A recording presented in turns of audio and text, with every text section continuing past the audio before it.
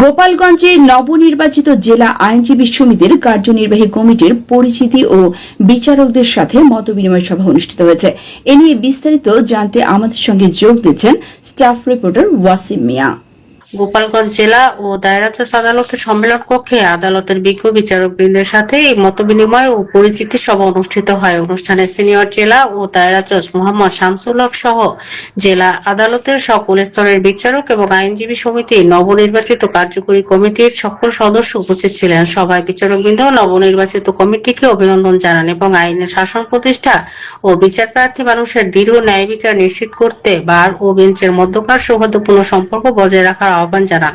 আইনজীবী সমিতির নেতৃবৃন্দ আদালতের মর্যাদা রক্ষা এবং বিচার ব্যবস্থার সার্বিক উন্নয়নে বিচারকদের সাথে কাঁধে কাঁধ মিলিয়ে কাজ করার দৃঢ় প্রত্যয় ব্যক্ত করেন।